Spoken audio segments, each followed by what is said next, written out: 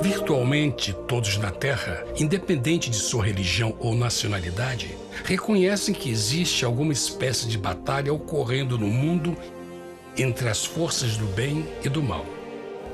Uma luta colossal entre a luz e as trevas, a verdade e o erro, a opressão e a liberdade, o bom e o mal, e finalmente, a vida e a morte. Qual é a história por trás deste evidente paradoxo? Muitas religiões, assim como a Bíblia, ensinam que além deste véu tridimensional do mundo físico que vemos, existe outro mundo espiritual que não podemos ver. Nesta realidade invisível ao nosso redor, se desencadeia uma batalha titânica entre o herói supremo e justo contra o vilão mais cruel e maligno. A grande pergunta é: quem são esses personagens e como e onde começou esta crise cósmica? Este é o maior mistério de todas as épocas e a história mais fascinante e verdadeira que jamais tem sido contada. Esta crise envolve cada pessoa sobre a Terra. Sim, cada pessoa.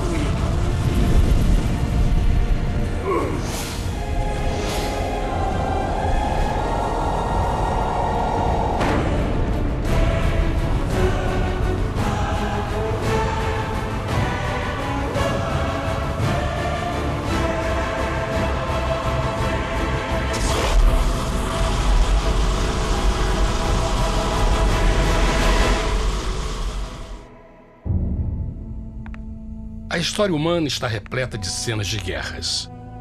E todas as pessoas já experimentaram conflitos. Mas para entender a origem do mal, devemos viajar ao passado para a Primeira Guerra do Universo. Porque esta guerra não aconteceu na Terra. Antes que o nosso mundo existisse, houve uma guerra no céu. Mesmo as palavras guerra no céu soam como uma contradição. É quase inimaginável para nós que pudesse haver batalhas e conflitos entre as criações de Deus no paraíso. O que pode ter causado este conflito celestial? Graças a um livro antigo chamado Bíblia, temos detalhes suficientes para poder juntar as peças e desatar os nós. Mesmo que trágica, é uma extraordinária e bela história de amor que vai desde o princípio dos tempos até tocar pessoalmente a você, a mim e a cada indivíduo na Terra. Nossa história começa há muito tempo atrás na capital do universo. Em um lugar chamado Céu, que estava repleto de seres angelicais que amavam fazer a vontade de Deus.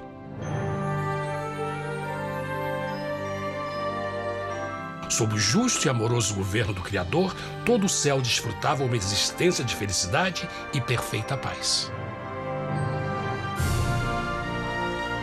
O príncipe supremo do paraíso e comandante dos anjos era o poderoso e amoroso Filho de Deus, mais conhecido com o nome que adotou quando veio à Terra, Jesus. Ele tinha o mesmo propósito e pensamento com Deus, o Pai. O céu, sob o comando compassivo do Pai, Filho e Espírito Santo, provou ser um maravilhoso lugar de paz e alegria. Para realizar as ordens de Deus, a Trindade estava rodeada de um oceano virtual de inumeráveis espíritos ministradores chamados serafins e querubins, mais conhecidos como anjos. Estas poderosas e inteligentes criaturas descobriram que a felicidade estava em cumprir as ordens do Todo-Poderoso. Mas Deus criou um extraordinário anjo para atuar como líder de toda a multidão celestial.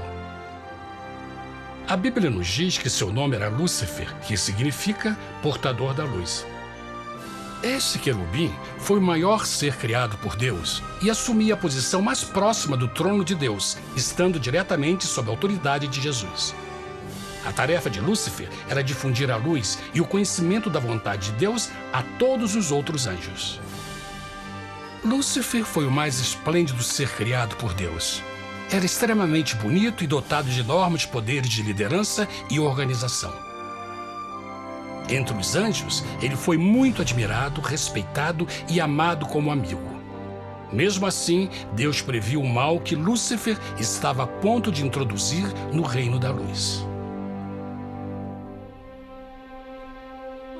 Cheio de sabedoria e formosura, de todas as pedras preciosas te cobrias. Tu eras o querubim, ungido para cobrir, e te estabeleci. No monte santo de Deus estavas. No meio das pedras afogueadas andavas. Perfeito eras nos teus caminhos, desde o dia em que foste criado, até que se achou iniquidade em ti. Quando Lúcifer percebeu a sua beleza e poder, seu coração pouco a pouco começou a mudar. Permitiu que seu enfoque se afastasse de Deus e direcionou seu amor para si mesmo. Talvez nunca saberemos completamente como e por que estas sementes de rebelião germinaram em seu coração. Mas o profeta Isaías nos dá uma visão do pensamento de Lúcifer. Como caíste desde o céu, ó estrela da manhã, filha da alva! Como foste cortado por terra, tu que debilitavas as nações!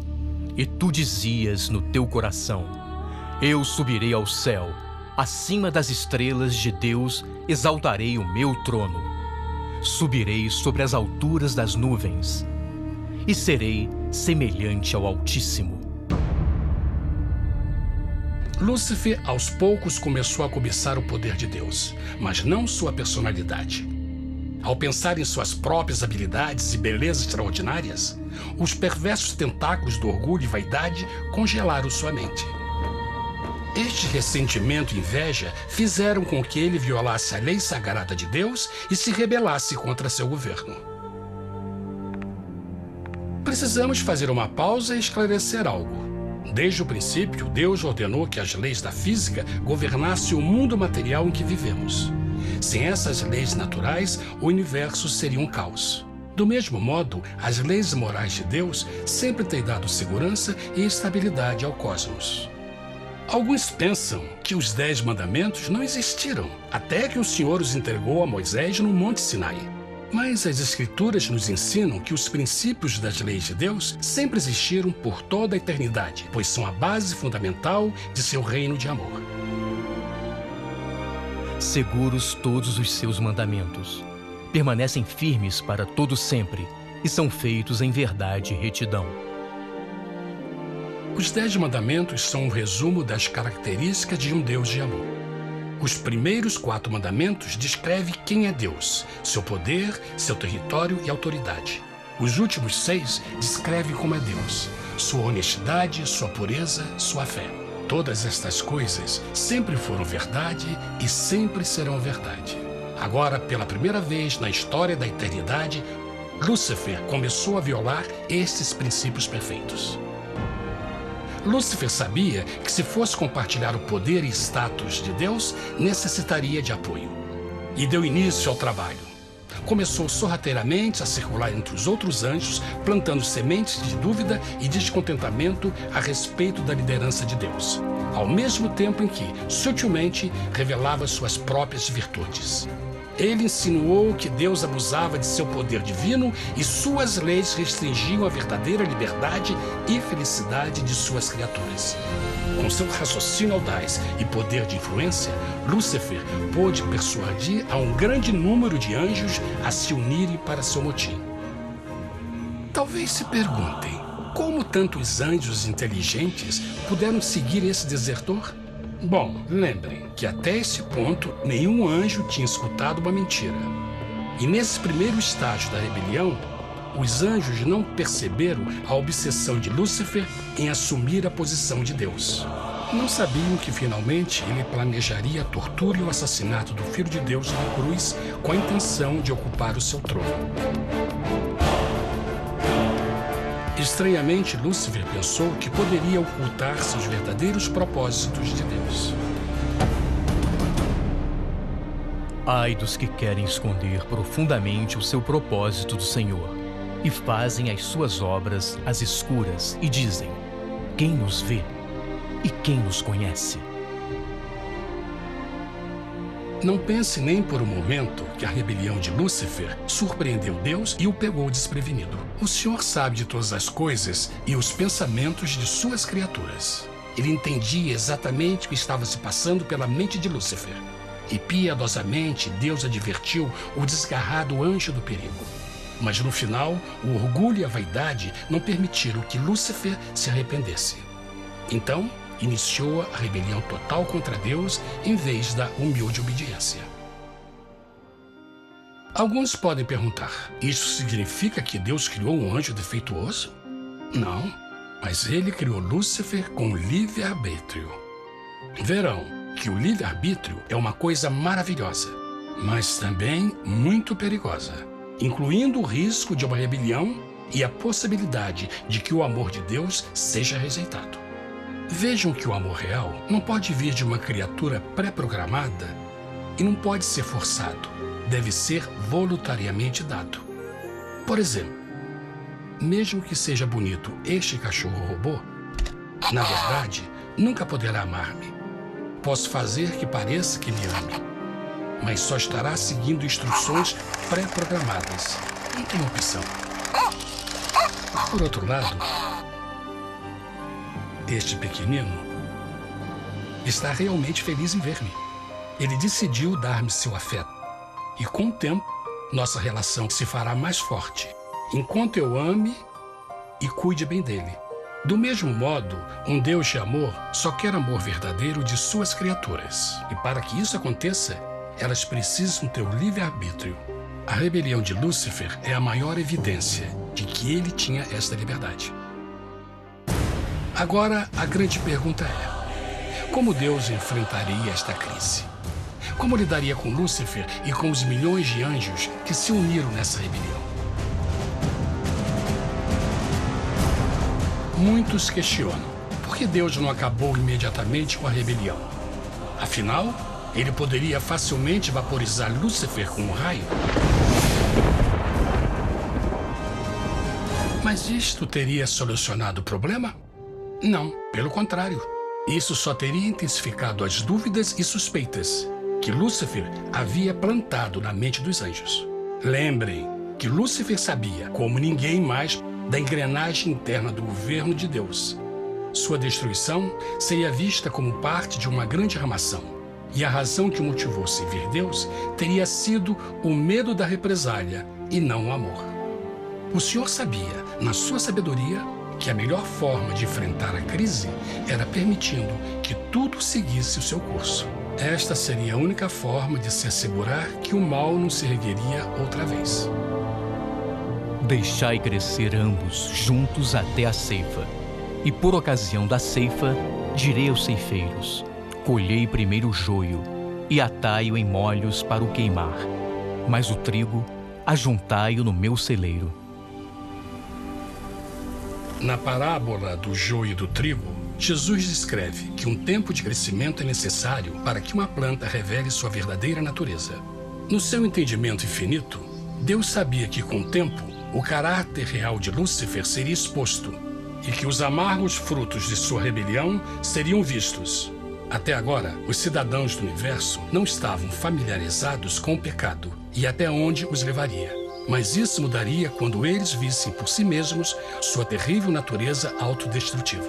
Afinal, a sabedoria e o amor do governo de Deus seria para sempre confirmado e o universo estaria seguro.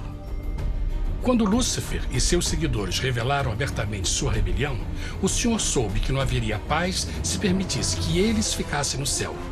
Deveria impor um limite, entrar em ação e enfrentar os rebeldes. Mas Lúcifer e seus seguidores nunca sairiam por vontade própria ou pacificamente. O passo seguinte foi a guerra. E houve batalha no céu. Miguel e os seus anjos batalhavam contra o dragão. E batalhavam o dragão e os seus anjos. Mas não prevaleceram, nem mais o seu lugar se achou nos céus. E foi precipitado o grande dragão, a antiga serpente, chamada o Diabo e Satanás, que engana todo mundo. Ele foi precipitado na terra, e os seus anjos foram lançados com ele. A Bíblia não revela exatamente que tipo de armas foram usadas durante este conflito cósmico. Mas esta guerra foi como nenhuma guerra que os olhos mortais já viram. Apocalipse 12:4 nos diz que finalmente Lúcifer e 1/3 dos anjos de Deus foram expulsos do paraíso.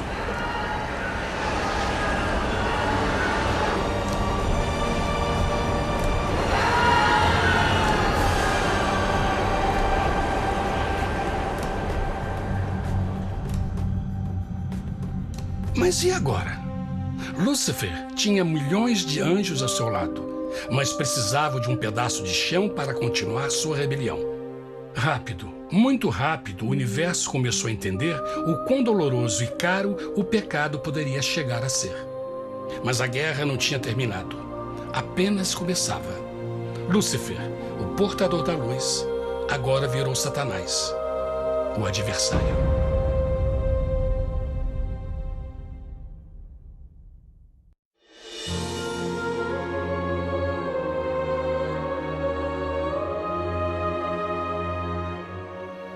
Depois da guerra no céu, Satanás e seus anjos caídos foram expulsos da corte de glória. Por um tempo, o diabo e seus demônios vagaram pelo universo buscando inutilmente mundos que se compadeceram e se uniram à sua rebelião. Enquanto isto, o coração de Deus sentia intensamente o vazio que deixou a perda de Lúcifer e seus anjos. Então o Pai, o Filho e o Espírito Santo retomaram o seu trabalho favorito, o maravilhoso trabalho da criação. Decidiram fazer um mundo novo, pleno, com muita variedade e diversas criaturas de amor. Este novo mundo seria único, porque as criaturas principais seriam feitas à imagem de Deus. Para eles, o Senhor também daria o domínio deste planeta novo, que conhecemos como Terra. No princípio, Deus criou a terra. E viu Deus tudo quanto tinha feito, e eis que era muito bom. Que imagem maravilhosa! Deus forma um novo mundo, nosso planeta, Terra. E em cada maravilhoso dia da criação, algo novo e espetacular começa a fazer parte da cena. Por exemplo, no terceiro dia, Deus falou e uma linda e exuberante vegetação fez parte da existência. Plantas de todas as cores, formas e tamanhos. No quinto dia, o mundo estava repleto de espantosas e exóticas criaturas, que podiam tanto se elevar aos céus como deslizar pelas águas azuis. E outras podiam fazer as duas coisas. No sexto dia, houve a introdução de um grande número de animais terrestres. Desde o gigante elefante até o pequeno esquilo, cada um encontrou um lugar nesse novo planeta para viver em harmonia com o resto da criação. E também no sexto dia, Deus criou o homem. E disse Deus: façamos o homem à nossa imagem conforme a nossa semelhança. E formou o Senhor Deus o homem do pó da terra, e soprou em suas narinas o fôlego da vida, e o homem foi feito alma vivente. E plantou o Senhor Deus um jardim no Éden, do lado oriental, e pôs ali o homem que tinha formado.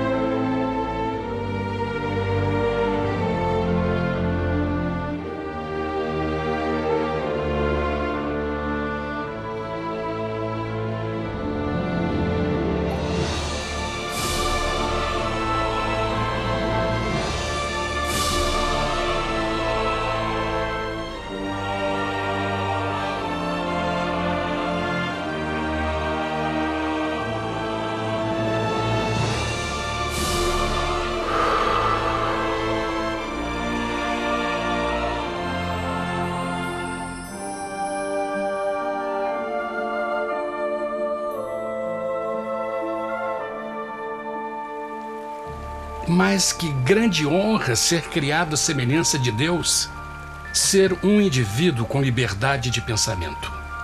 No princípio, o homem não percebia a sua nudez. Provavelmente porque antes do pecado ele estava vestido de glória e luz.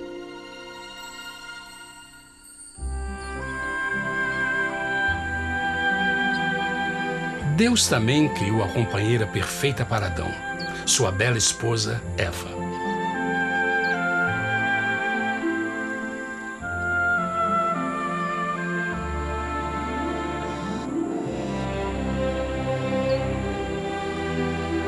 O feliz casal foi colocado em um magnífico jardim perfeitamente projetado para aumentar sua felicidade.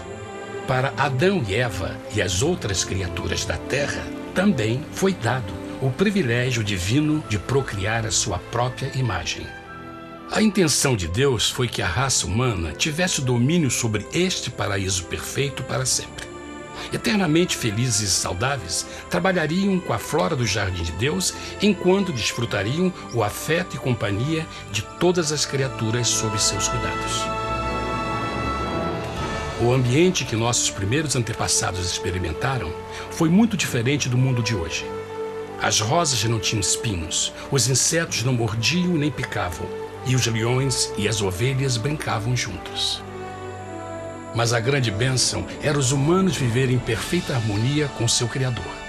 A cada 7 dias, Adão e Eva descansavam de seu prazeroso trabalho e gozavam de uma comunhão visita de seu Criador.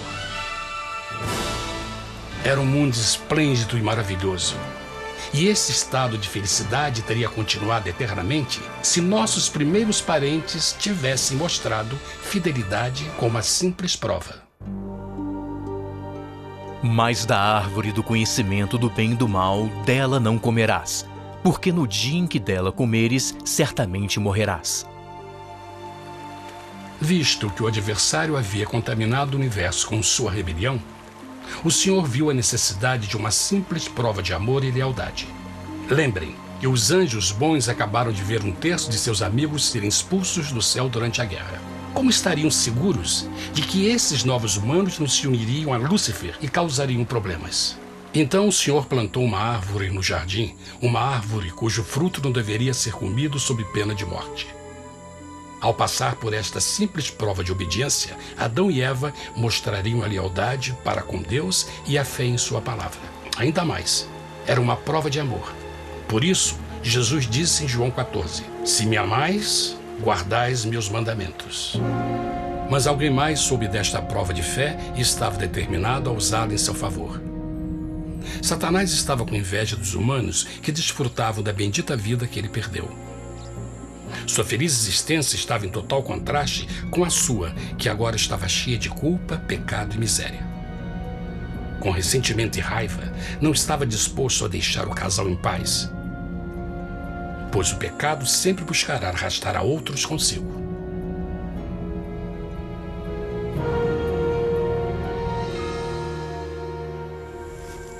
Então um dia, quando Eva estava concentrada em seu agradável trabalho, se viu sozinha e muito perto da árvore proibida. Foi quando Satanás viu sua oportunidade. Através de uma serpente hipnotizante, o anjo caído chamou Eva até a árvore e a envolveu em uma conversação.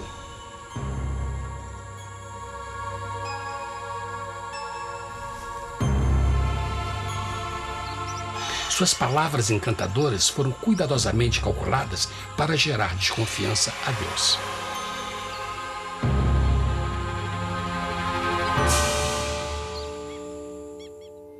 A serpente replicou à mulher: "De modo algum morrereis. Deus sabe que no dia em que dele comerdes, vossos olhos se abrirão e sereis como Deus, conhecedores do bem e do mal." A mulher notou que a árvore era boa para comer, pois era atraente aos olhos e desejável para alcançar sabedoria. Colheu o seu fruto e comeu. Deu também ao seu marido, que comeu assim como ela. Tragicamente, quando Eva escutou a suave e sedutora voz do tentador, começou a ter certas dúvidas da palavra de Deus. A serpente enganou-o com a promessa de grande poder e sabedoria. Isso chamou sua atenção. Além disso, Aparentemente, um fruto deu à serpente a habilidade de falar. Que outros poderes poderia dar a ela? E mesmo tendo acabado de conhecer a serpente, ela confiou em sua palavra acima da de Deus, quem a criou, e lhe deu um paraíso para viver. Então, Eva comeu o fruto proibido e convenceu seu esposo a fazer o mesmo. Adão poderia ter escolhido ser fiel a Deus, mas colocou seu amor pela esposa acima do seu amor por Deus. Quando os nossos primeiros parentes mostraram lealdade ao inimigo, o domínio da terra foi tomado por Satanás.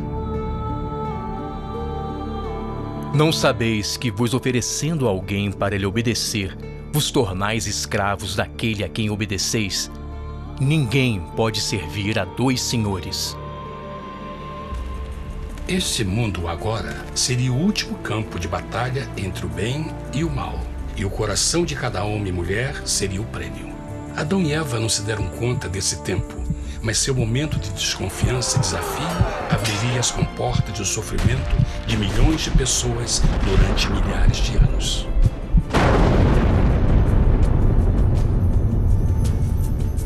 Portanto, como o pecado entrou no mundo por um homem, e por ele a morte, e assim a morte transmitiu-se a todos os homens naquele em quem todos pecaram.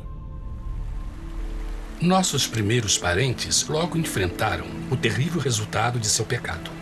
Em estado santo, Adão e Eva resplandeciam com túnicas de glória. Depois de pecarem, suas túnicas naturais de luz se desfizeram e eles ficaram mortificados com a sensação de sua nudez. Vergonha e temor tomaram o lugar de sua alegria e paz e trataram de cobrir sua nudez com folhas. Agora eles se encontravam sob constante influência do diabo.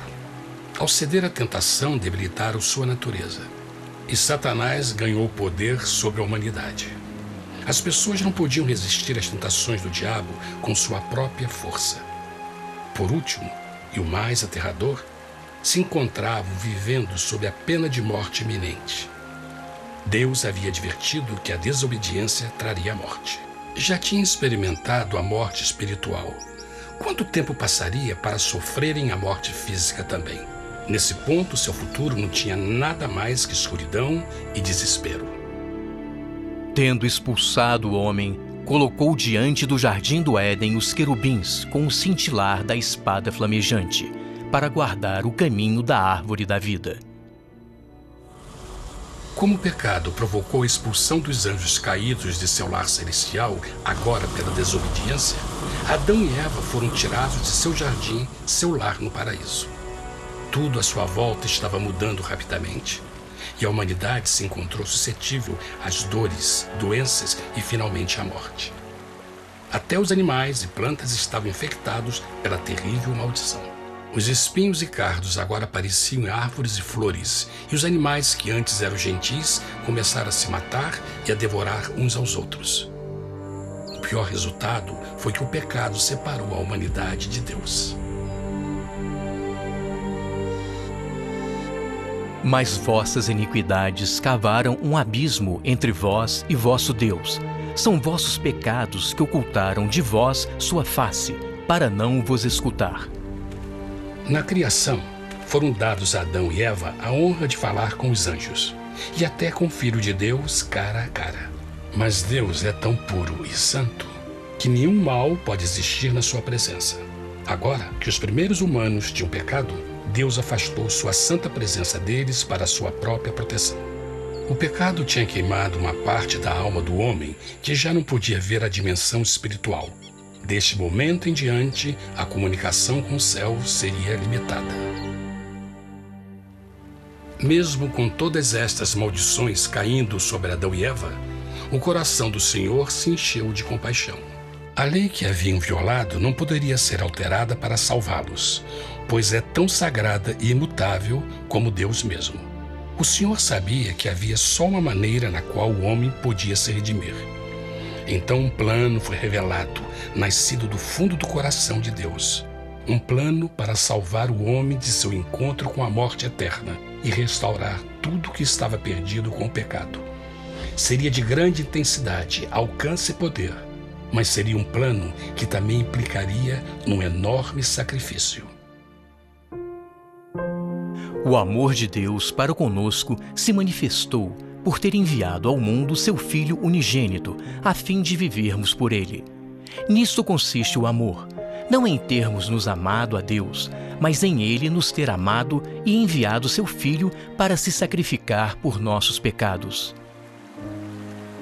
As Escrituras claramente ensinam em Romanos 6:23, o custo do pecado é a morte.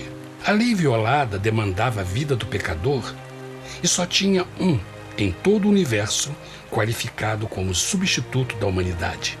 O Criador só podia pagar a dívida de suas criaturas tomando seu lugar. Então Jesus Cristo, o Filho de Deus, concordou em deixar a pureza, glória e segurança do céu. Ele viria para morrer em nome do homem em seu malvado e renegado planeta. Ele nasceria como um inocente e indefeso bebê, suportaria uma vida de dor e vergonha e mesmo assim viveria uma perfeita e vitoriosa vida. Finalmente, ele teria uma morte humilhante para poder ser o substituto da humanidade caída. Por seu sacrifício, a humanidade incrivelmente receberia uma nova oportunidade de ter a vida eterna. Seu sangue seria o resgate para um mundo raptado por Satanás. Este maravilhoso plano de redenção foi graficamente ilustrado no sistema de sacrifício de animais ordenado por Deus depois da queda do homem. O Senhor tinha avisado Adão e Eva que iriam morrer no dia em que comessem do fruto proibido. E como que permaneceram vivos? A Bíblia nos diz que imediatamente depois do pecado, Deus providenciou roupas na forma de peles de animais. É bom notar que o Apocalipse se refere a Jesus Cristo como a ovelha que foi morta desde o princípio do mundo. Isto indica que uma ovelha foi sacrificada no mesmo dia para prevenir suas mortes imediatas. Pela fé, neste sacrifício, suas mortes foram simbolicamente transferidas deles para a criatura inocente. A ovelha certamente era a representação de Jesus. Assim, um raio de esperança foi dado em uma situação de escuridão e desespero. Através do arrependimento e a fé no sangue do Messias, qualquer humano poderia uma vez mais ser filho de Deus. Mas mesmo com este grande plano para a humanidade, Satanás ainda tinha o domínio da terra. E a vida na terra não estava fácil.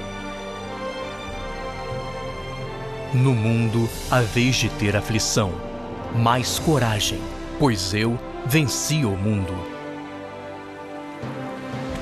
Naturalmente, muitos se perguntam, como um Deus amoroso e poderoso permite dores e sofrimentos no nosso mundo atual?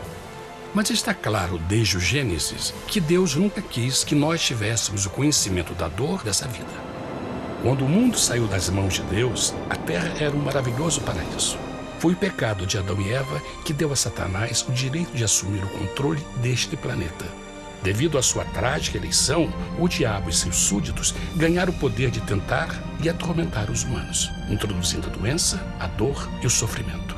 Talvez fosse melhor perguntar: por que Satanás não tem o controle total da humanidade? A resposta é Jesus Cristo. Talvez já perceberam que a morte de Jesus na cruz deu a cada um de nós a oportunidade de sermos salvos, mas na verdade fez muito mais do que isso. Quando o Salvador ofereceu sua vida para redimir a terra, esse ato poria restrições ao controle de Satanás sobre a humanidade. Satanás não poderia forçar nossa vontade e seu poder de nos ferir seria limitado. O sacrifício de Cristo também nos trouxe um tempo de prova, durante o qual poderíamos ver a diferença entre o governo de Deus e o de Satanás, e então decidir a quem servir. Finalmente, pelo sacrifício que fez Jesus, o reino de Satanás chegará ao seu final, e um dia a terra será devolvida ao homem mais maravilhosa do que era no princípio. Mesmo Adão e Eva tendo começado suas vidas como exilados do paraíso, ainda tinham esperança. Deus providenciou peles de animais sacrificados para se cobrirem. Mas o mais importante, ele prometeu o sangue do Cordeiro de Deus para pagar por seu pecado, se aceitassem a Cristo e se arrependessem.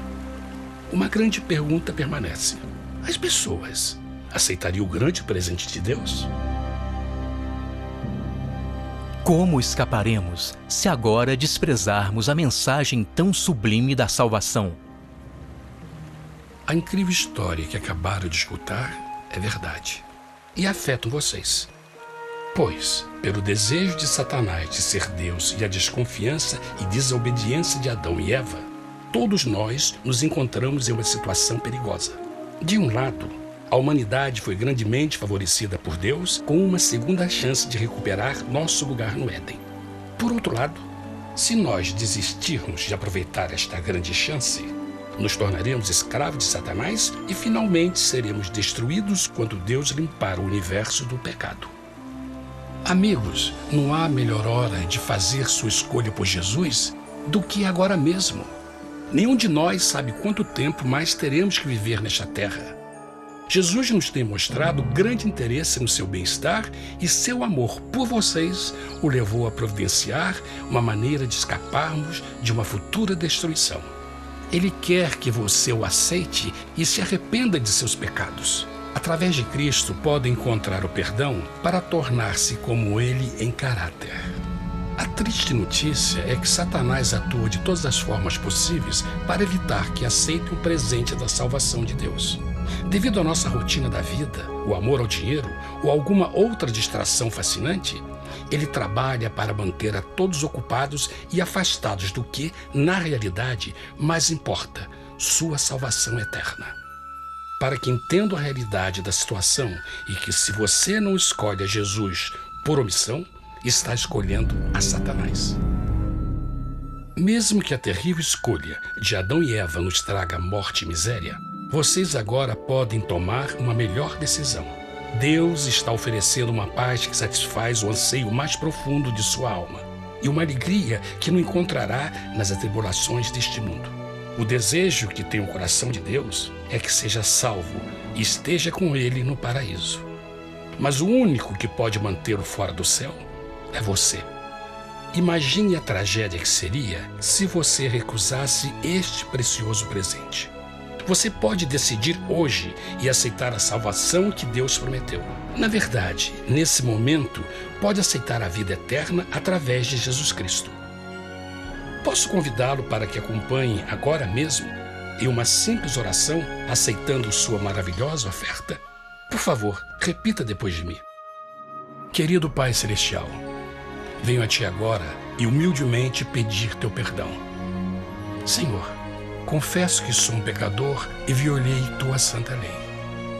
Entendo que a pena por esse pecado é a morte. Acredito que Jesus Cristo sofreu e morreu na cruz para receber o castigo por todos os nossos pecados. Acredito que Jesus ressuscitou e eu o aceito como meu Salvador pessoal. A partir deste momento em diante, Te dou o meu coração e eu o aceito como o Senhor da minha vida. Por favor, perdoa todos os meus pecados e envia Teu Espírito para ajudar-me a fazer a Tua vontade. Te agradeço por Teu grande amor e aceito Teu presente da vida eterna. E eu oro tudo isso em nome de Jesus. Amém.